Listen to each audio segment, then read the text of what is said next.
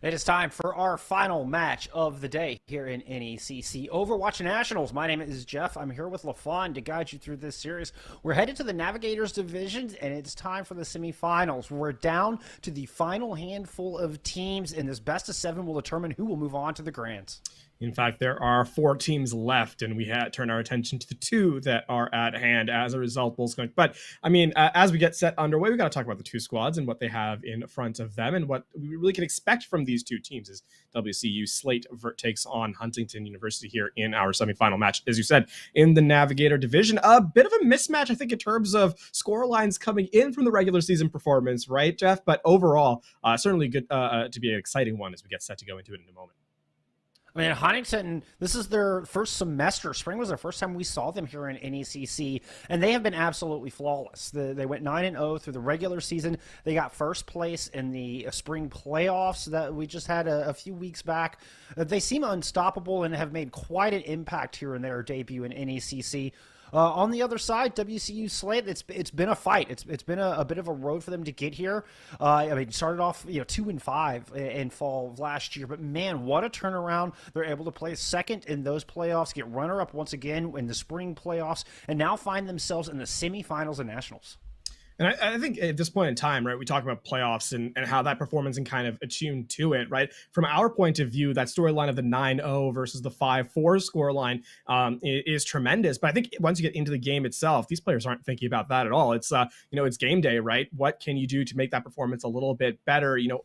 Time after time, iterate on it. And a lot of times we see those upsets come through. So I wouldn't be surprised to kind of highlight that in this next match. And a big mark of that, of course, is the play style in game, right? Overwatch 1 has come to sort of its tail end of its performance. And so as a result, we really do know how games tend to play out. And as a result, I think, we're talking about ultimates a lot of the time here. Yes, sir. And funny you mentioned that because I did have a chance to talk with the director there at WCU, Mountain, and was talking about how their ult usage is the most important factor. Thinks that is going to be the key to victory here is how smart they are with their ultimates and getting max value out of it, which of course requires a lot of discipline and communication going in. So I mean, definitely something we're going to be keeping our eye on as this series unfolds. Yeah, and I mean, I'm looking to see how much under pressure this WCU squad can kind of handle themselves, because they are a very young squad, right? We talked about, of course, coming into this for their first time. But as we get set to go into the game in a moment, we got to talk about map number 1 as we got to look at the rosters directly ahead of us, getting on that train early.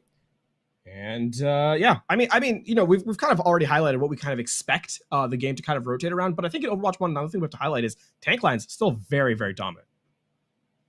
And set the pace, really dictate the tempo for the team.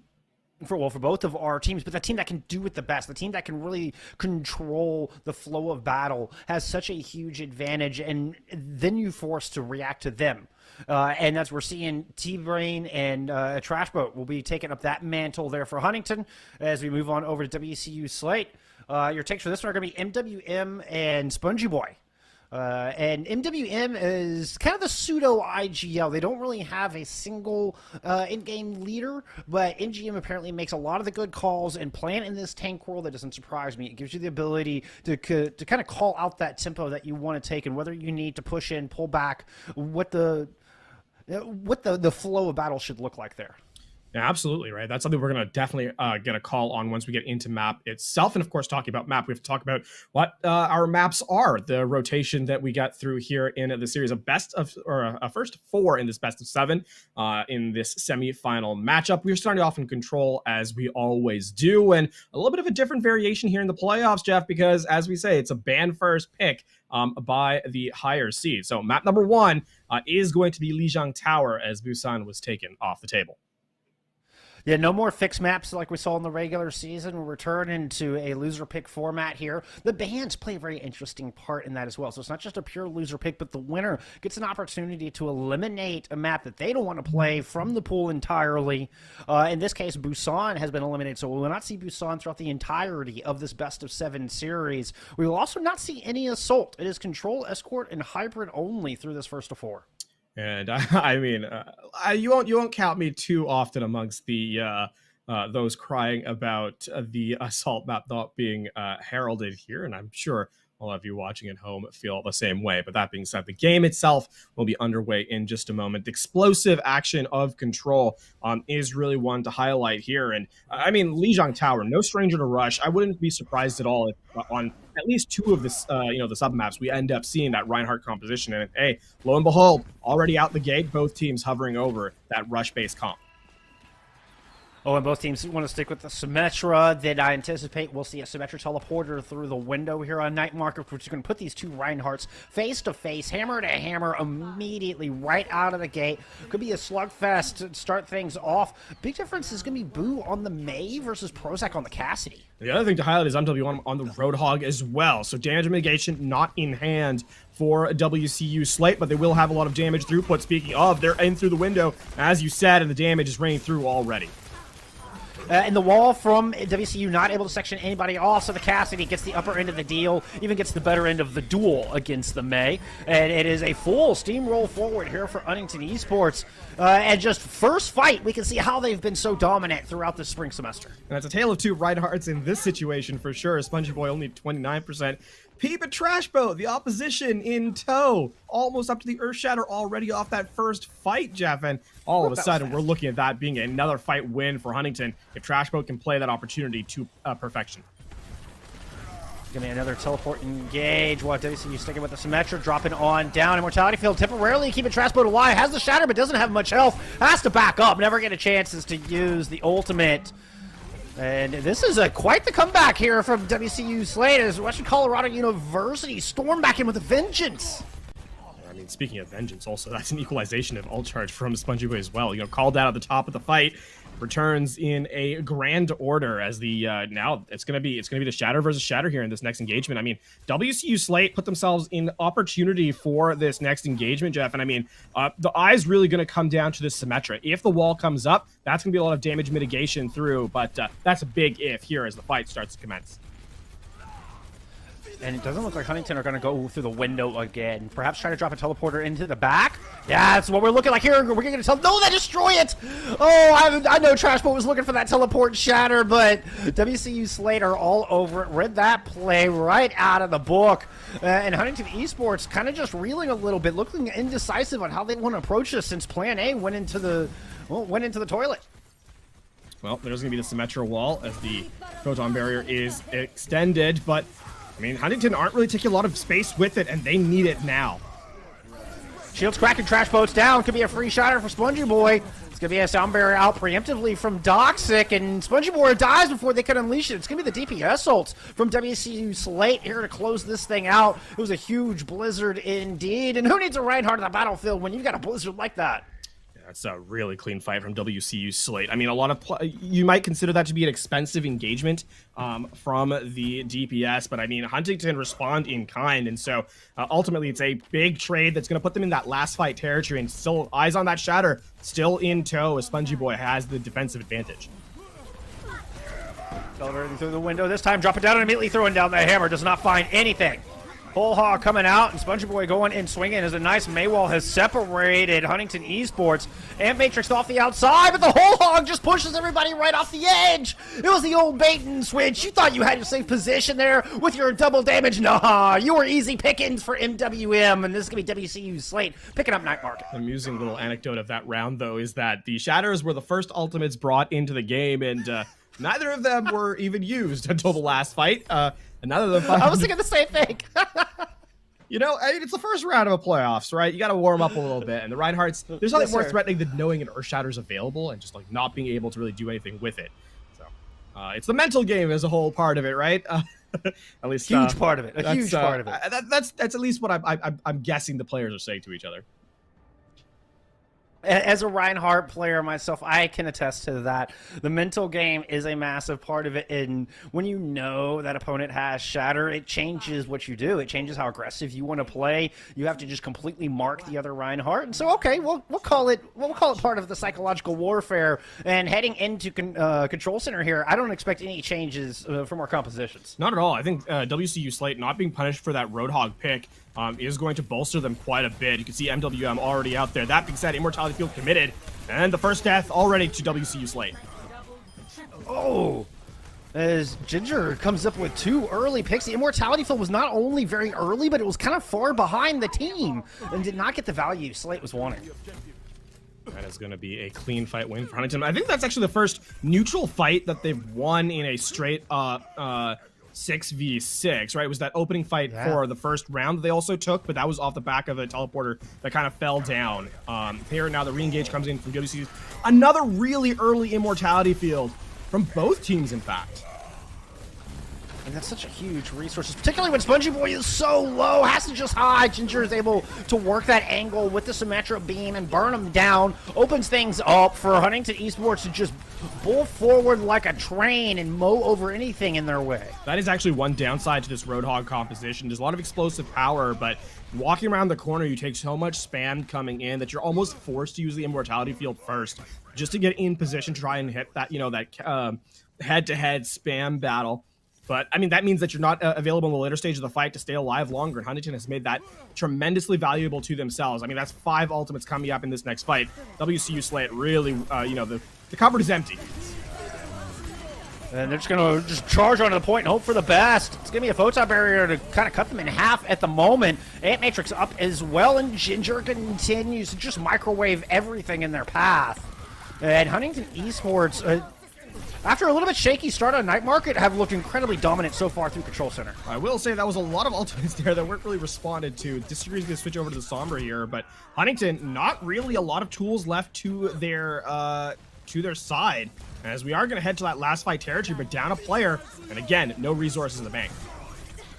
Not just down a player, down their Lucio, down their speed, and their sound barrier that WCU are going to pop. Granted, it's a little early. That was a risky blizzard, but T-Brain doesn't read it. Ends up getting frozen. Immortality Field are going to keep him in mech for the moment, so WCU Slate trying to focus their attention elsewhere. Spongy Boy falls.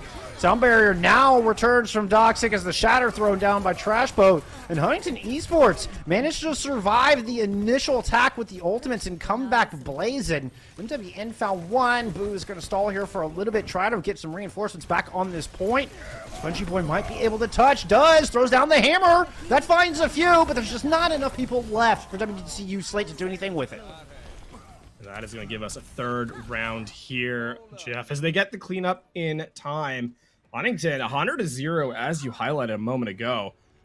A big surprise turnaround after what was a more competitive early round on Lijiang Towers. We're going to have to ground it. I think the one thing now we have to kind of ask ourselves is what composition we're going to see here on this 3rd phase, because we haven't really seen a lot of variation in style between these 2 squads, and they didn't need to do it. That's not really a critique of the teams, but heading to Garden, I'm going to say that the rush composition is going to be a little less dynamic here, right? You don't have nearly as many pathing opportunities on this 3rd submap, so definitely curious to see the adaptation here. As I mean, initially we're still seeing that rush being hovered on, but again, as I said, you really only have one true path, and that is the one through White Room that's away from the map hazard. So we'll see if they're able to adapt and overcome. There's a teleporter to the point, and we're getting another brawl in that this point.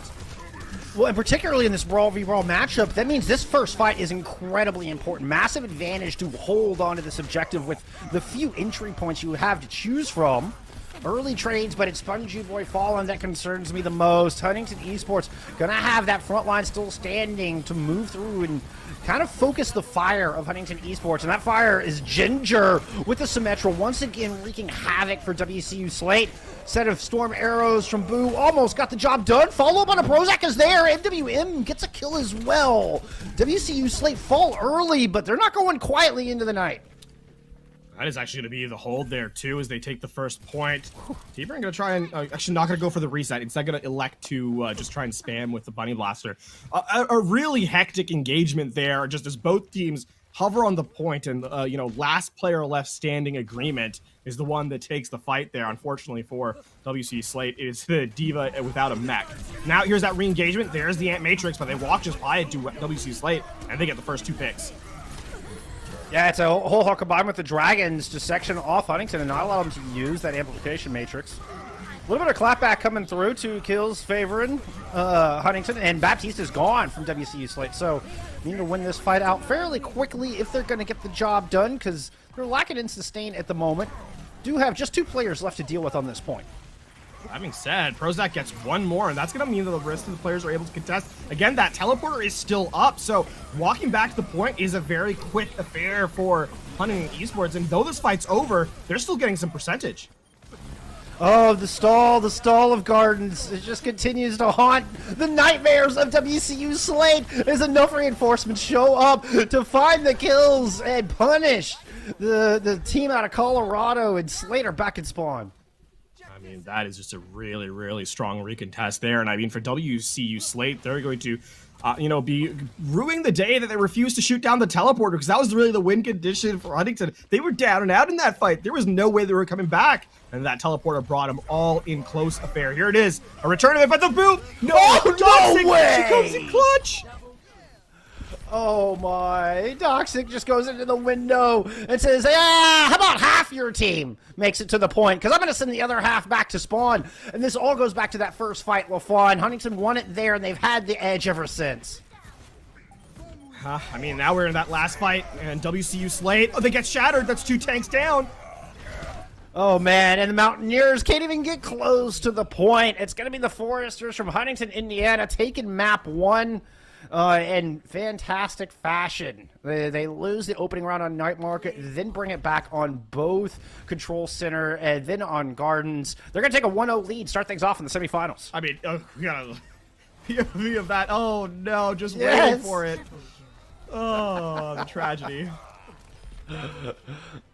I mean, Toxic, the patience there, like, nope, that's not enough. That's not enough. There it is. No. Now it's time to hit that alt fire, boot them back into the fishies.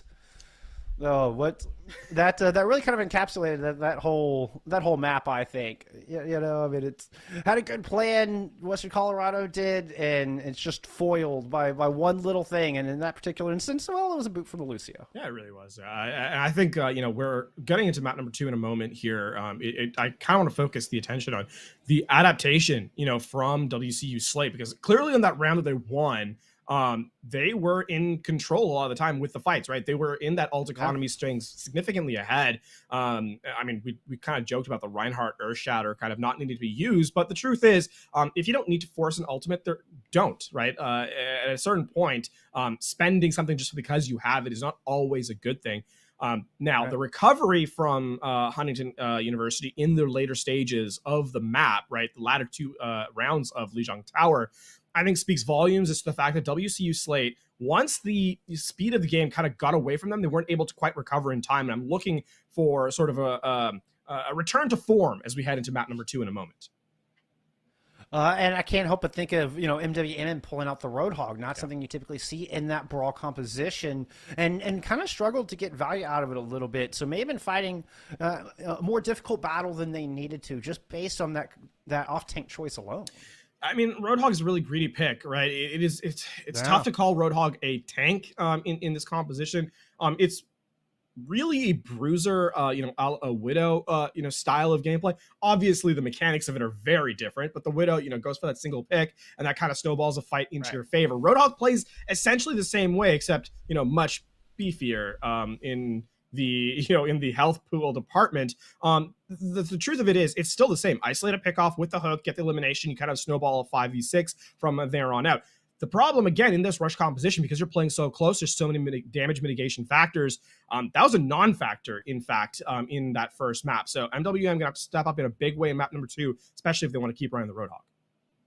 You know what I found funny about that is typically you think of the whole hog as perhaps not being the most high impact ultimate, but it's getting the hooks, it's getting those kills in the neutral where you really find the value. It seemed to be completely opposite there, as MWM was struggling to get some of those hook kills in, but a couple of whole hogs were massive, like that really turned the tide for some fight wins for WCU Slate. So it wasn't the ultimate usage that was the problem in that one. It was getting the value in the neutral from the off tank and perhaps missing some utility to help protect the team. Curious to see what happens as things go on. WCU do get our map pick, and they have chosen to go to Havana after we saw Junkertown banned out, coincidentally enough. Yeah, and I mean, to give some credit over to Huntington Esports. Again, it's not a zero-sum game, right? Just because the Roadhog is not necessarily getting a ton of value does not mean, or rather, it almost always means that the opposition is also providing some level of counterplay to it to make that so much more difficult. And I think in this instance, I actually want to talk about Doxic for a second. We saw that really great play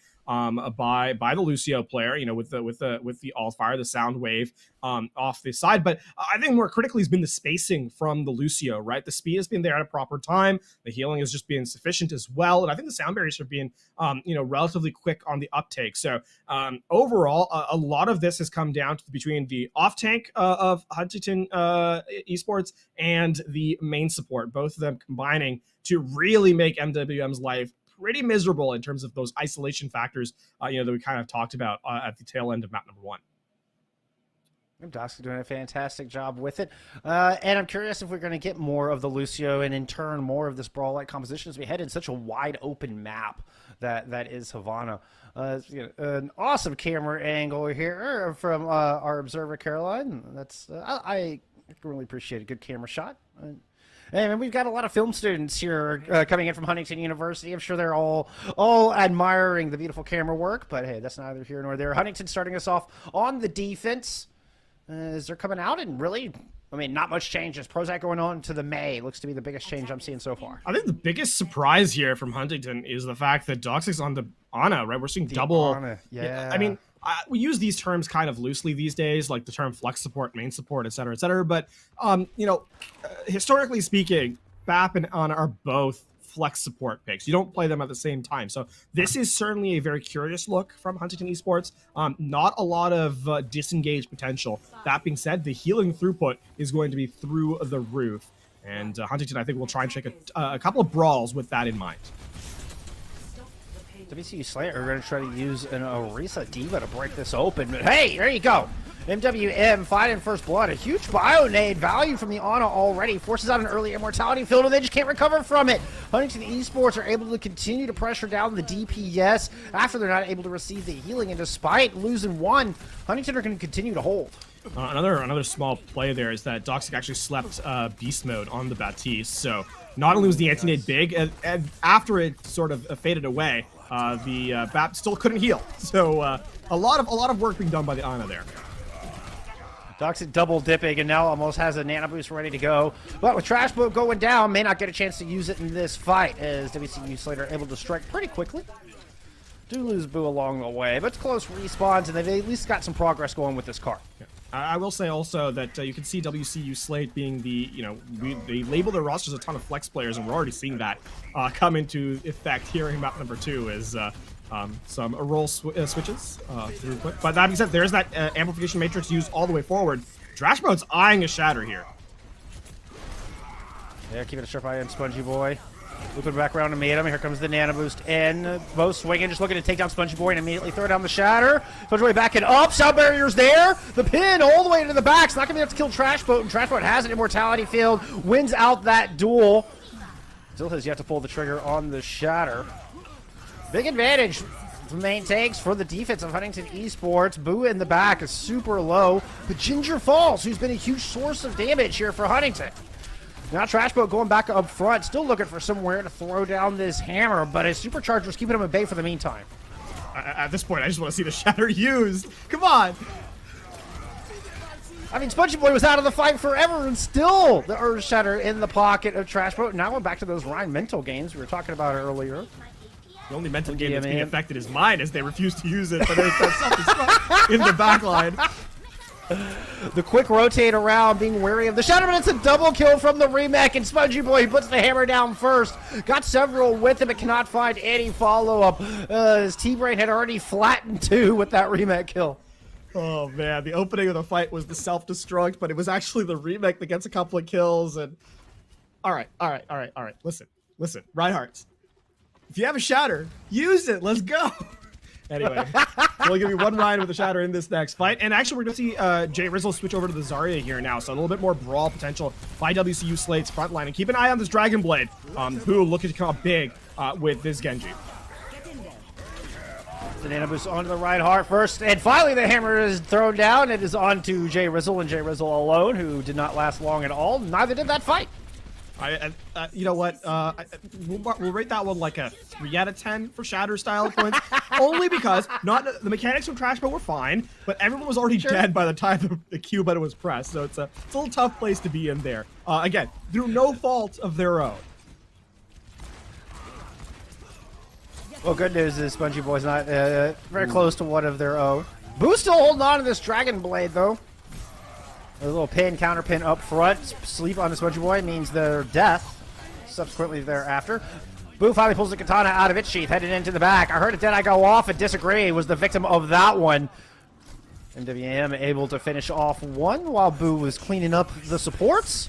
And WCU Slate with their best look yet so far after getting out of the front door, but still have a couple of tanks to work through. There's still a lot of work for them to do if they want to complete point A, and they're running out of time. That was a spectacular tank play from T-Brain. That might actually save the round here for Huntington Esports. There's that self-destruct in the back line, and that's good for another one there. As another remake kill comes in.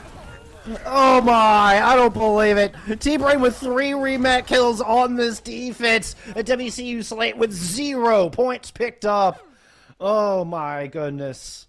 Oh. T-Brain, MVP of Havana so far, no doubt. Between Doxic and T-Brain, right? This is a coin flip as to who's been the better player on this map, but T-Brain has really stepped up in a big way. That last fight actually was very critical. T-Brain not only uses the presence of the Diva, right? Just the sheer HP of the mech to kind of absorb some of the damage of the tactical visor, but then uses the rest of the Matrix to shut down whatever remnant of damage comes through, and then gets the elimination on top of it, coupled with a remake kill. I mean, T-Brain has done it all here on this defense, and as a result, Huntington Esports now standing away maybe 3 fights at most from taking a 2-0 series lead here in the semifinals. WCU Slate coming back with the double main tank look to try to prevent that from happening. I don't know about the Reinhardt and the Orisa duo. It's always something I see it work and I go, how did that work? I mean, a lot of shielding and not a lot of utility. Right? Like you don't have a lot. Tough to run over. Support. It's really a presence comp, right? So if you stand up and just hold the front line, and say you're not going past this place, it can work. It requires a level of mental fortitude to accept that teams are going to try and run at you, and that you just need to survive. But we'll see if WCU Slate can bring it through. And I mean, credit to them, they have to play that sort of aggressive style now. Again, they don't really have a choice. What with the golden box of victory being not much further forward than about 3/4 of the way through this first point. And with Western Colorado sitting up on the high ground underneath the arches. I mean, this is a 2, if not a 1 fight scenario for Huntington Esports. Because WCU Slate, judged by the position, are going to choose to back off. Unless they drop down and just get aggressive right here and now. I do see the Reinhardt pushing into the battle. With Soldier keeping tabs on the high ground. It's just a Lucio and a Rhino. They're trying to speed in. Finally, Jay Rizzo comes to join the party, and the rest of the team shows up, knowing that this is an important fight that WCU Slate must win. Still, a lot of damage being put down by Boo here on the Soldier, and they actually get T-Brain out of mech, so the hit scan now become a lot more deadly, as Trashboat just trying to stay alive here. Trashboat was trying to use some cover, unsuccessfully though. Attack visor there to support the fact, the Reinhardt's gone down. T-Brain back in mech, looking to interfere with that, but still can't quite get in front of the Rockets enough. Now a Deadeye from the back line, trying to devalue the amplification matrix coming out from Michael. Jay Rizzle has returned to this fight, and this cart stalled out a little bit. Nice kill on to Michael. Trashboat under a lot of pressure as well. Good halt into the back, and Boo continues to terrorize whoever sticks their nose out from behind these shields. Yeah, it's going to have to be a reset now for Huntington Esports, but I think this is one of those rare fights where both teams walk away from it thinking that they got the better end of it. In Huntington's Esports' favor, they got all those ultimates away from WCU Slate. They forced them off the composition they were opening with, something that's a little less cohesive in its neutral game. And then for WCU Slate, they wasted half the time bank, and the card is now in a defensive position. So as Prozac walks in, keep an eye out on the Shatter. How many times have I said that so far? But I think this time it really is going to be the difference maker. Oh, but Trashboat takes so much damage. It's T-Brain there once again to bail out the main tank, find that kill, and protect the Reinhardt so the heals can come through. And with 2 kills coming from Prozac's Deadeye, Death Blossom on top of it, Huntington Esports are going to sail clear as day into the sunset, well, and at least into a 2-0 lead here over WCU Slate. That is. We heard the shatter come out of this. Oh, a lot of fantastic defense, and then subsequently an offense from Huntington Esports there in those final moments.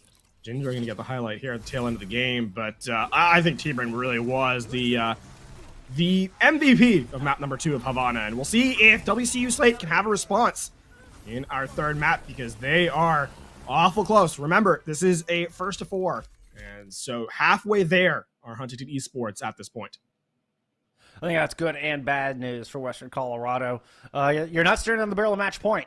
You know, you still have a little bit of wiggle room. It also means you've got to win 4 of the next, 5 maps to really bring this thing back. Possibly 6, I guess, if we get a draw. But, well, I think we're going to take a little intermission before we head into map number 3. When we come back, we're headed to a hybrid map, and it will be WCU's pick. We'll see you back here with more of our semifinals here in just a few.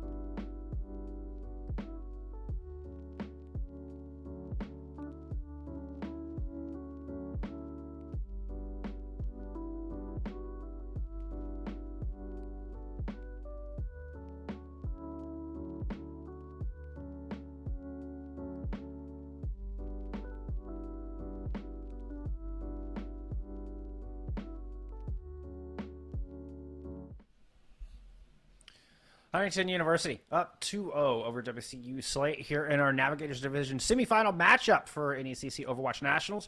Jeff and LaFawn returning with you for map number 3, and WCU Slate have chosen Hollywood to set the stage, try to bring this thing back. It's going to be interesting to see if they can claw it back from the brink, or it will be if they end up losing this map, right? Again, this a win here Truly would put Huntington at match point. And another thing to quickly highlight, of course, is the flexibility with which WCU Slate has been approaching the roster and sort of the role selection as well, as flex has been the primary option for this entire squad, right? No real set roles here for the most part. No, 9 players of the squad listed as flex players, and Disagree, the captain of WCU, putting that on full display as they're going to move into the tank role here for map number 3. We'll have Jay Rizzle moving back into the support role, which they played in the first map. But for Disagree, this is the 3rd separate role. They have now officially played DPS support and tank in 3 maps here for Western Colorado. It's going to be, I think the one thing, of course, to kind of highlight with that is that there's something to be said for not having standard roles and like your calls not being particularly consistent, right? Obviously with different players, there's different tempos, players react in different ways, no matter, even if you're used to playing with a player, putting them on a different role can change things up dramatically. So that is somewhat of a downside. The upside is your opponent is suffering from the same thing, right? And in as much as Huntington has seen what WCU has been playing all the way through, it is going to be a different approach here by virtue of it being a different player in a different slot, right? So that's something to kind of keep in mind on this 3rd map, as it is going to be Hollywood. And I think, Jeff, something we've kind of seen here is that WC has been no stranger to fights.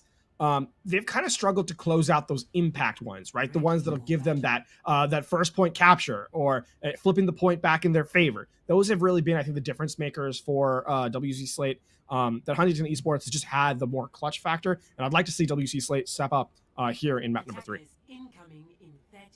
Well, we've already seen one change here already, as Huntington Esports are bringing out double shield. Western Colorado are showing us some of the dive tanks, though they still have plenty of time to change their mind on that. But nevertheless, it's a bit departure from the massive amount of Reinhardt we saw in maps 1 and 2. Yeah. In fact, we're seeing 2 disparate styles for the first time all series, right? Not only is it a step away from the Reinhardt, but WC Slate playing that high mobility composition, Huntington, a very static, high ground based, just stand still and hold a choke point. So, for the first time, we're seeing what a rock versus paper might look like, as opposed to the one versus the other that happened the first 2 maps. Yeah, let's just banging 2 rocks together, see which one would crack first. Spongy Boy looking to go crack open this defense with a very aggressive dive. Immortality Field nicely placed up there. Allows Spongy Boy to find an early pick, but Jay Rizzle falls in the process. So unless Beast Mode can find this res, which would be very good here for WCU Slate, they do get it off. That is huge. The Baptiste is back, and WCU are on top again in this fight. Ginger moving in the back, finds Boo. Was burning on Spongy Boy, and then just Spongy Boy left out of the way, and there was a lone Genji there to eat all that damage, and it's an early photon barrier. As a result, Ginger finds the kill onto the Mercy as well. Ginger doing a great job of upscaling the beam on the barrier from Spongy Boy, right? And unfortunately, in the namesake's sense, Spongy Boy being a damaged sponge there in that fight just gives over Ginger a ton of resources who, now has to build up to a second ultimate before many players on both squads even approach their first. Boo barely halfway to 1.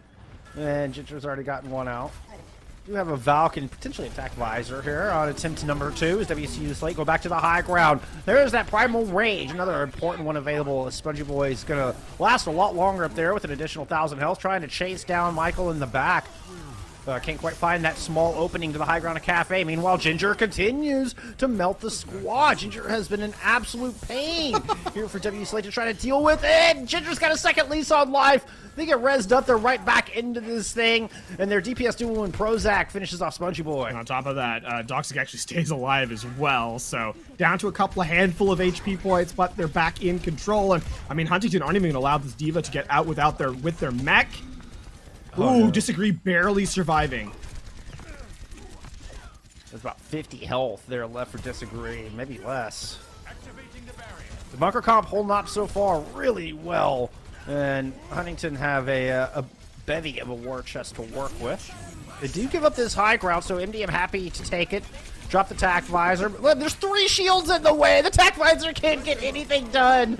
Prozac has one of their own and an amplification matrix to shoot it through. That means an easy double kill here for the defense, and Prozac sends WCU Slate packing. Here we go again, says MWM as he grabs the corner and sees, as we said, 3 shields. So, not much the soldier can do there. And I mean, even in this case, T-Brain not likely to go down, and it's going to be the reset for WCU Slate yet again. As we're now down to the last minute of play here on the Hollywood's attack side for WCU Slate. And it's going to have to be a Blade that comes up clutch here in this final fight, but look at all the damage it has to deal with. This Gravitic Flux, the Supercharger, and of course the Valkyrie to just keep everyone healthy. And I mean, Boo, I do not envy you in this fight. Not at all. It's going to be a tough one. You see Boo trying to work away the high ground, and here comes the Blade. We're going to be able to chop through the Supercharger. It gets both supports at the same time. That is as big a Blade as you could have possibly asked for coming out of Boo. Now it is up to the rest of Western Colorado to make good on it and not let the Genji player down. Spongy Boys back on their feet, and 2 ticks picked up here for WCU. And I said I'd not envy the Genji player, and Boo proved just how much better of a showcase that could be. It's going to be the point actually taken over now in the final hour, 15 seconds. Michael's going to get one. They're actually trying to commit to this fight. Oh, no. Trash Boat just gets killed immediately. Barely made it off the ground before plummeting right back to the earth. And WCU Slate get some extra ult charge out of those commitments from Huntington. It's gonna. We're seeing the change in composition come through. Trash Boat's going to go over to the Reinhardt here. So perhaps it was a case of just the play was called to switch, and they just wanted a chance at maybe using the ultimate rather than wasting it. And if that's the case, okay, I can see that going. Now it's going to be that rush versus rush that we've seen in the previous maps, but no speed here for either team, so a very slow rush composition, all things told. Yeah, I think it's going to be a kind of a battle for high ground and just holding position more than taking it. It'll be just a battle for cart here as both of our Reinhardts go shield to shield, but that's a fire strike through an Ant Matrix. I think that... Well, either way, it was a kill from Boo on to Doxic. I thought it might have been a deflect on that for a split second, but hey, that's beside the point. Attack visor from the high ground is exactly the point, though. Going to find a target on the objective, and that's Michael, the Baptiste, and with it, the Immortality Field out of the fight. Photon Barrier protecting the Symmetra in the Reinhardt for now, but still a huge positional play here from WCU Slate. That being said, not a lot of ground gain, and Boo might actually need to use this Blade, not even though the fight has been won. Doxic still gets out. No damage done. Oh, how does she survive that? What elusive movement. That was incredible. Just a little shimmy there to avoid the stars coming out from Boo. The shurikens more specifically. Deadeye from the high ground coming out of Prozac's. Going to take down beast mode immediately. Good high priority pick. Finds 2. That's most supports. Fall into that attack visor. Self-destruct will eventually finish them off, but WCU Slate now have nothing to really work with. 2 quick kills from the tanks, but without the sustain, the longer this fight goes on, the less likely WCU are to win it. Actually, Disagree gets a rematch kill too halfway through all that, all those shenanigans. It still comes out with an elimination. Unfortunately, not one that's going to mean much in the grand scheme of things, as Ginger will take the high ground, actually take a ton of damage to Boo and Jay Rizzle. But with 27 seconds remaining here, WCU Slate need an explosive fight to take the second point. Yeah, this is their last opportunity. They've got Shatter and the Blade to work with. It's going to be Boo pulling the trigger on that first. Going to the back line, but Doxic again, just so incredibly elusive. And Boo falls to a remake. The Shatter will find both DPS. It's not all up and full the back of it. Trash Boat throwing down a better one. Reinhardt's finding kills on both sides. Trash Boat will take down Spongy Boy in that head-to-head matchup. Rez on to T-Brain to get the Diva back into this fight. Disagree's going to get demeched, and with the Ant Matrix there, this is certainly a hold. Huntington Esports will allow 1 point to get picked up, but not 2. Still a good round, I think, by WCU Slate, especially considering how poorly the first point went for them, right? They were kind of locked out in the cold. And still were able to claw back a second point, well, at least halfway through this second point for themselves now as they try and head to the defense again. Huntington able to recover, though. The high ground control by Huntington Esports was just a little bit more effective, and I credit to Doxic yet again. That one play dancing away from the Genji, from Boo, avoiding the shurikens, as you said, was a difference maker, because it meant the tactical advisor now had a pocket with that blue beam, with that damage amplification from the high ground, right? And that damage throughput was just a lot more critical for Huntington Esports. And on top of that, just avoiding the diva. So WCU slate now back to the drawing board as they get set for what could be the most important defense for the remainder of this map. Our observer is a ghost. Maybe a vampire. No reflection.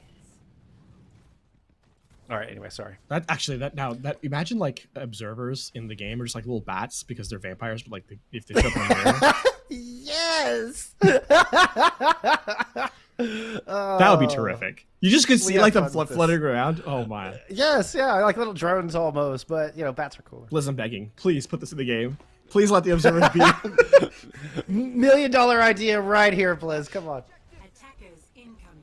Speaking of, WC, it's going to be the on the defense. Yep. Yeah. Actually, a really close course brawl from WCU slate. Actually, as they bring Boo on the Reaper. So what is traditionally a stall composition, trying to play up close and personal here. With an Orisa, which is an interesting wrinkle on that, but a nice teleporter behind this whole thing is going to keep Spongy Boy on their toes. In fact, just put Spongy Boy back into spawn. MWM on the high ground, dueling out with Prozac. Prozac's landed one, but takes a bunch of damage. The heal station perfect from MWM. Even gets an immortality field out. But back on the low ground, they've lost their Baptista as well as that Reaper. And MWM suddenly finding themselves overwhelmed on point A. T-Brain has really, really good understanding of how to keep mech, by the way. Down several times to less than 20 HP and yet does not get demeched. And I mean, credit to the supports, of course, for keeping the off-tank player alive, but knowing when to retreat is a big part of that, and T-Brain has come up clutch in a big way. Now 5.5 minutes on the clock as they look to head through second, and Huntington Esports trying to take a firm control of this series. And it's going to be the low ground contest here from WCU slate as they go over to the Reinhardt Diva for a near mirror composition. This one I think favors a little bit better, especially with that Reaper. That Reaper was chasing down Prozac, looking to punish T-Brain. Opts to back out of that one. Still moving in from this flank angle, trying to turn the eyes while MWM heads to the high ground. This does leave Spongy Boy at a slight disadvantage down on the point if Prozac and Ginger want to focus down the Reinhardt. Especially with an Amp Matrix and double damage there. MWM looking to counter back from the other side, but Soundbarrier out from Doxic, and MWM can't get anything done. T-Brain once again a big hero on this Diva. Trash Boat trying to push forward. Some swings back and forth between our two Reinhardts, but it's that beam from Ginger. That is going to be the tilting balance. Trash Boat coming up with two final blows in quick succession. And Huntington Esports have the box of victory in their sights. T-Brain, another clutch play there, by the way. Booping the soldier off the high ground, and then yet again, getting the final blow onto the ultimate. The only ultimate the WCU slate had in their bank. I mean, now just no one left to contest as they go to the spawn doors. It's going to roll in slowly but surely. Yep. And Huntington Esports will head to match point here in our semifinals. This new squad here at NECC looked unstoppable throughout the regular season, looked unstoppable in our spring playoffs, and have not slowed in the slightest here in Nationals, and are one map away from punching their ticket to the grand finals. Ginger gets another highlight, by the way, on the Symmetra, the high power beam. It's one you got to pay attention to, right? There's a reason Symmetra has a little fun anecdote, has the highest win rate on the Overwatch 2 beta of all characters. So there's a little fun anecdote. Yeah, obviously this is Overwatch 1, but I think it just goes to show how strong the character is sneakily, and Ginger showing it to great effect there in that final map, or the third map, not final. We do have at least one more to go, and this brings up an interesting point, Jeff, because to wit, the players and teams have not yet played a best of 7 in the regular season, and so there is an element of fatigue that we have to talk about a little bit coming in. And Huntington Esports, sure, they're on match point, but if you let your foot off the gas pedal, the opposition will come back to get you, and that is really what Huntington has to be worried about coming into map number 4. And a fun fact, Western Colorado, they're all playing, well, 5 of the 6 players are playing out of their facility, out of their arena there in Gunnison, Colorado. So, I mean, I couldn't think of a better way to rally, a better way to, you look your teammates in the eye and just say, we've got this. Like, put that behind you, keep the mental strong, and keep pressing forward. We're going to outlast them. They're all there together. now is the time. Well, it is. You have no looking back. You have no more second chances. It has to be nothing from dubs here from Western Colorado throughout the rest of this series and throughout the rest of the Nationals, frankly. That is how it goes, right? Elimination, it stares us all. The heels are on the edge of the cliff for WCU Slate. Can they make the comeback happen? That's what we have to find out as we head into map number 4 in a moment.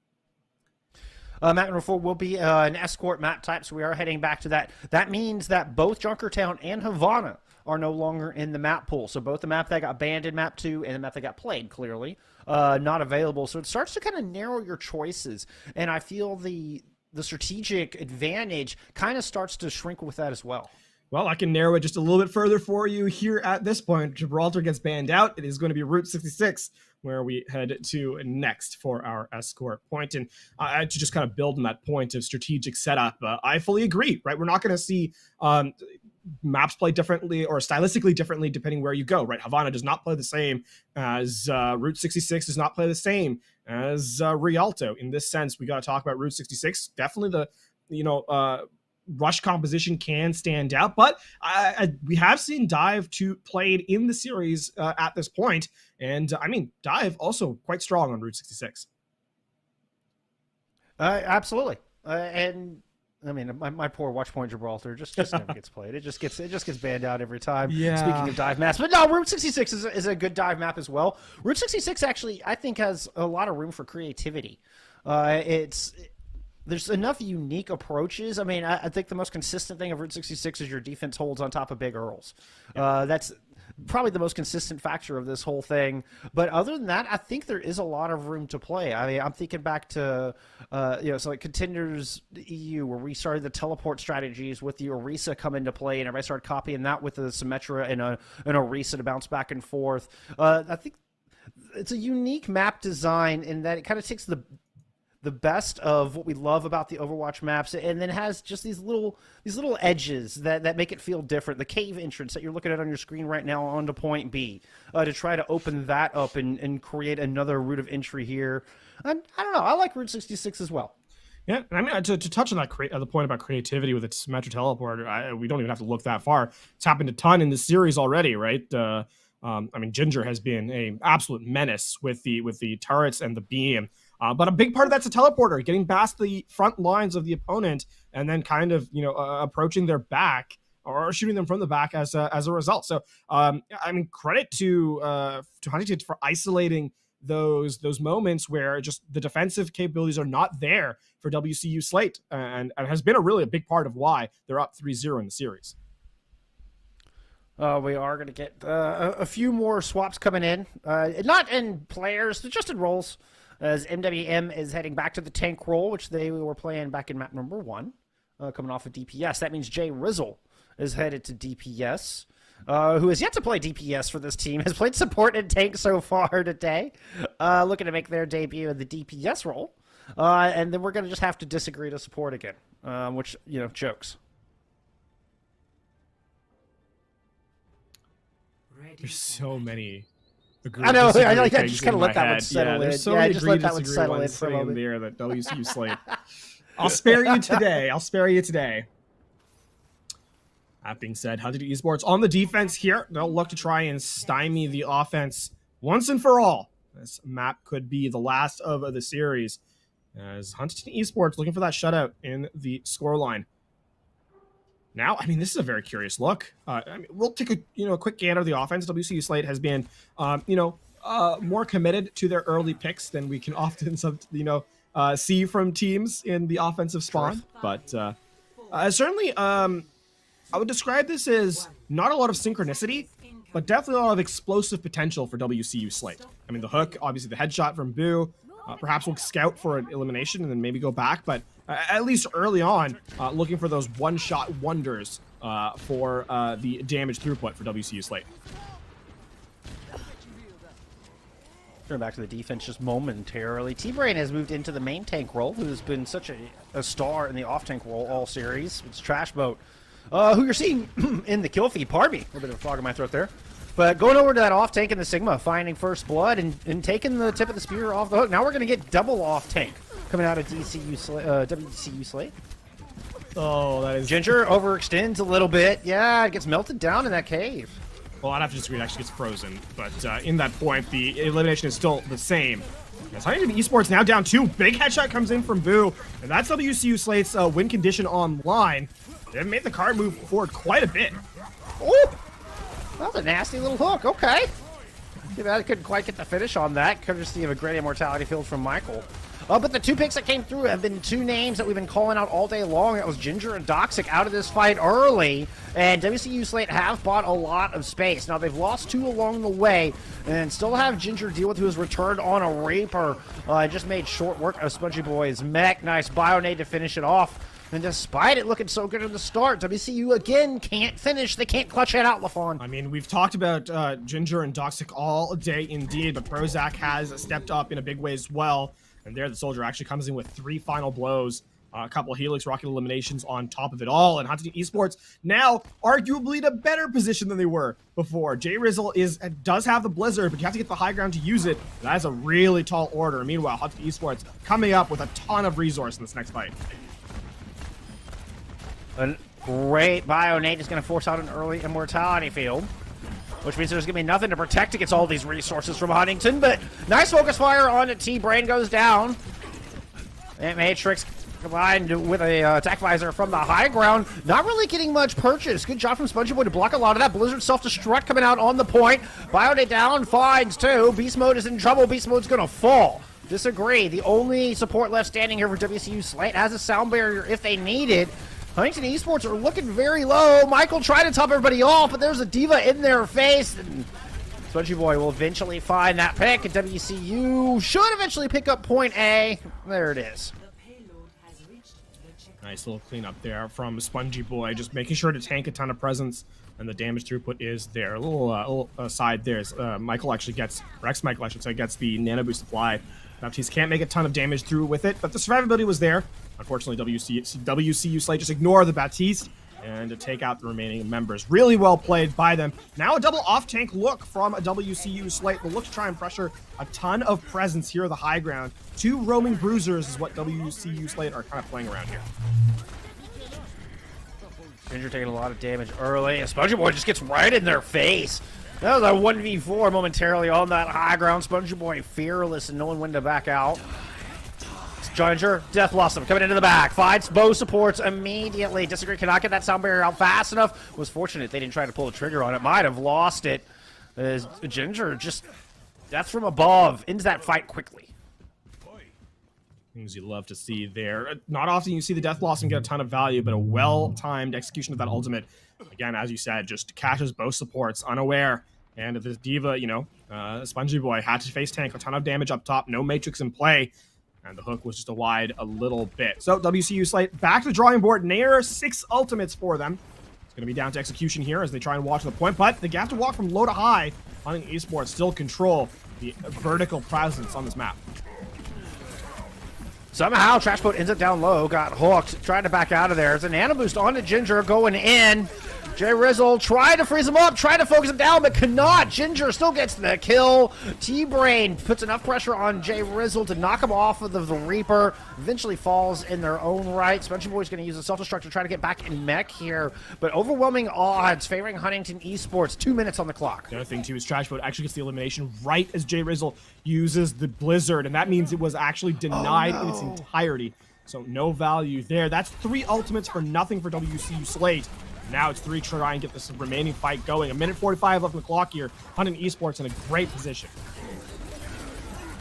Boo does find an entry pick. Falls. During Death Blossom, though, Death Blossom picks up a pair. Hook in from the outside. NWM able to find some revenge. Still got Prozac on the back, but they're a lone Cassidy, a lone gunman, if you would, facing the entirety of WCU Slate at the moment. There is still potential for respawns to come in. So Jay Rizzle holding the high ground very, very smartly here. Yeah, don't allow them to walk through. That's going to mean the cart will roll to that checkpoint. And I believe Doxic is caught out on the low ground, but it's Prozac who takes 1 with them instead. So Huntington Esports will actually get a true 5v5 fight here on this early point and not really lose any ground at all. Nice May wall. T-Brain scrambles to get back. Immortality field out from the defense. T-Brain does have the supercharger ready to go. Just kind of throws it down in the middle of the street to try to win this fight here. Ult in. Spongy Boy takes a little bit of damage. Oh, Jay Rizzle takes shots right to the dome. A lot of follow-up with that supercharger, and beautifully done. Huntington Esports are going to win out this fight and stabilize 0-point state. I mean, that's the strength of the supercharger, right? You're like, oh, there's not a lot of damage, and oh my goodness, my HP is gone. And that happens to two members of WCU Slate as T-Brain just walks forward. And, I mean, now Huntington Esports still in a fantastic position, right? Like, Gravitic Flux available, Death Blossom on blind again, and they get the D-Mech onto Spongy Boy and the elimination on top of that. This fight's over. I mean, it means Ginger can just throw down this Death Blossom at will. Coming in from the high ground, looking for it. Immortality Field has already been used as well. There is nothing to block. This may not even be necessary. Oh, yeah. Nice hold. Good finish as well. This Ginger and Prozac combined, just so much damage. Even without a supercharger, these two damage output is just through the roof at the moment. Presence for Huntington Esports is spectacular, by the way, Jeff, as they just continue to just run down whatever opponents think they can, come out of spawn. And with that aggression, it means the WCU Slate is being forced to regroup time and time again without actually ever taking a true fight. And that means no ultimates have actually been used. There's the Amplification Matrix. That's the first fight, or the first ult being used in 2 fights for Huntington Esports. As a result, I mean, it feels like WCU Slate haven't had a chance to use theirs. It's not out of any great discipline, just so much as the fact that they're just getting stifled. Absolutely choked off, suffocated. Ooh, with a good opening pick, they gotta do something with this. The sound barrier is out. They need to find value with this now. Ginger is gonna Wraith Walk out of the way of that whole hog, hooking on to Trash Boat. Puts the Accretion Rock down to buy some space. Supercharger now in as Huntington used one of their first ults, and another one combined with it is the Death Blossom. That's going to find a pair. Boo has snuck around back, though, and Western Colorado have clawed their way back into this fight. It's down to the wire. T-Brain and Ginger are still standing. That is the brawl potential of the Reaper and the Orisa. And now we're in that last fight, 15 seconds left. WC Slate have to walk back. Jay Rizzle will have the Blizzard, but they need to stay alive, and the Cryofeeze is being used already. Blizzard is out. I only see the May here, though. Nice retreat. Somehow Ginger is the one that gets caught in that, the one character that can Wraith form out of it. But there's not enough reinforcements. It was preempted from Jay Rizzle. Let's get a touch here, and overtime has started, but this is now a desperate situation, particularly with the Baptiste gone from WCU Slate. Ginger is just right on the heels of their Orisa, riding that Battle Cattle all the way to victory, at least to a good hold here on point C. Still a fantastic and a valiant effort from WCU Slate, Jeff, as they actually get to that third phase where it looked for a moment like they might get held at 1 and then held at 2, and they make sure to make their way through. So it's not over for them yet. Defense is still there's still a lot of potential for it as they get set for their half. The Huntington Esports still in a fantastic position. All they do is got to get to third point, and all of a sudden the series might just end. I mean, I will say Western Colorado have definitely kept Huntington on their toes here in Route 66. Be it the swap-ups that we were talking about earlier, where you don't get the same look, I mean, different compositions, and coming in with this unusual double off-tank with the Diva and the Roadhog. It's definitely forced Huntington to keep their heads on a swivel as far as, well, maybe even keep their brains on a swivel might be a better way to say that, to really adapt to these various looks. I mean, the May was getting some good value from Western Colorado as well. It's a good showing, like you said. It's a good showing. They're not out of this yet. They can absolutely put up a good defense here and send us to that map 5. And I really like what I'm seeing from them actually on their defense here too. High ground defense, right? They're holding up big girls as we kind of highlighted at the start of Route 66, but they're also playing a composition that makes a ton of sense for Route 66, right? The Roadhog, sure, but they're playing the Orisa, right? A lot of stability here. Shield, which you can't just run through. And then Jay Rizzle, who's being sort of a force on May, will reprise their role here as they set to kind of slow down the game. Just, ice out the opposition, if you will. Literally, in this case. Snow cones for everybody. WCU has their way. Ginger back onto this Reaper, a powerhouse for Huntington all day long. And Huntington want to play this fast. They want to close this gap as quickly as possible. At least play underneath and perhaps wait for Western Colorado to drop down. A hook there onto Ginger. Good peel from T-Brain, able to go in and find the defense matrix. Keep Ginger alive, but Jay Rizzle follows up. Good focus fire out of WCU Slate will grant them first kill. Unfortunately for them, MWM is in a bad position, caught behind enemy lines. does fall, but a couple of quick picks going the other way, and WCU still have the advantage. T-Brain has been big on that peel department here, and that off tank is really, it's been a battle of the off tank so far in this first point, while the duels have kind of stepped through. Blizzard nearly online for J Rizzle, but the spawns are not favoring WCU Slate. He's trying to go for the freeze, but instead is the one forced to freeze. I think the boop actually saved J Rizzle there. Kind of got booped back behind their own Orisa shield. Blizzard does come out, but sound barrier is there from Doxic. Once again, she's the hero of Huntington Esports. Trash Boat still gets focused down, but there's a lot of fight left in this squad. Sound barrier in, doesn't save Disagree. It was a touch early to prevent the max damage. And Ginger's going to melt one. Prozac's going to find two with the Deadeye from up high. And now you just have MWM caught in a tunnel. That's actually T-Brain getting another big plays that goes to the self-destruct, which gets that kill as you highlighted, but then also smartly uses the remech right on the supercharger to deny value there as well. And the eliminations come in from onto WCU Slate, and that's going to be the point captured here for Huntington Esports. Not without difficulties, certainly, but certainly not, what WCU Slate would have liked. Spongy Boy will make a return to the Reinhardt shield tank in play. But resources are no longer available, and WCU Slate have to make magic happen with his Matrix and a whole hog. Using the remake to take out the supercharger, that is a big brain play. That's what we just come to expect from T-Brain all day long. Living up to the name, certainly. Keep an eye on Ginger, of course. I love it. Keep an eye on Ginger. Death Blossom's there. You can see already looking for that play. Staying, kind of just holding post. It manages to take MWM out a whole hog. Of course, that's when the Roadhog is at their most vulnerable. Beast mode with an immortality field out early, and it's not going to save their main tank. It was too far back. They had to protect the supports. They're under so much pressure. There's just nothing the supports can do here from WCU. Oh, and Ginger controls the high ground here. There's that play. They're going to try and get Lucy up, and they will. Dodges the flashbang too, or rather gets hit by it, but it's ultimately ineffective. As, in the final moments of WCU Slate, how forced trying to walk out. All the bubbles being used. They have to just kind of hide from the self-destruct. But I mean, it's enough to prevent the contest? Maybe. Okay, 1.64 when they come into touch, but T-Brain already found first pick. Trash Boat going, pin it into the back. Finds something with that. Isn't going down. I think it hit the Baptiste. The immortality field was up. Nevertheless, it's going to be 2 DPS ults here. Close it out. Feels almost unnecessary there from Ginger. But hey, you dance away. You dance away, Ginger. The edgelord version of a celebratory performance. Now 4.5 minutes, and they only have to get halfway through third. And WCU Slate, this is the easiest point to defend, certainly on this map. There's also no more mistakes that can be made. Again, this is match point. A victory here will end the series. T-Brain takes a ton of damage. And that box of victory is so close. I mean, this is a one-fight scenario and over 4 minutes on the clock. Trash Boat with a shatter, inching forward, looking for it. Back up, Ant Matrix from the defense. Deadeye coming out from Boo in the far back will just force Huntington Esports duck and hide for a moment. Prozac playing peekaboo with the Cassidy. They exchange flashbangs, but it's Boo. Quicker on the draw. As the headshot will come in. And WC Slate now ahead in this fight. That was a true Wild West draw. Oh, what a shatter coming down. Disagree. He's going to back it up with a sound barrier, and everybody from Western Colorado can get aggressive. The Mountaineers have won this fight, but they still got more to do.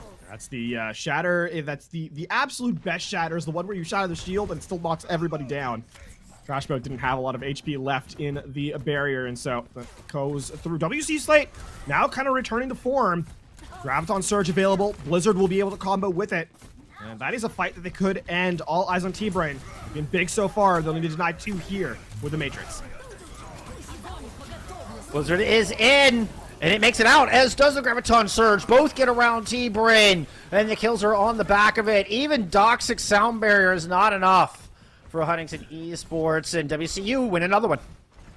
It's good. It's a good cycle there. It means that Spongy Boy also can bring back their ultimate as the Earthshatter comes back in the bank, if you will. Not much else available. Beast Mode's not quite to the Ant Matrix yet. It's really going to be a duel of the Ryans. We started off the map with it. We'll have to see if they can end it as well. Shatter's at the ready. Started off the series with it. Oh, looking for the turnaround. Don't even need it. They were looking for the combo with the self-destruct, but Trashboat just hammers it down. And now is the only Reinhardt on the battlefield. Bubbles are used. It's going to be a free shatter coming down onto 3. The Deadeye cleans him up. Huntington Esports with a clean fight win.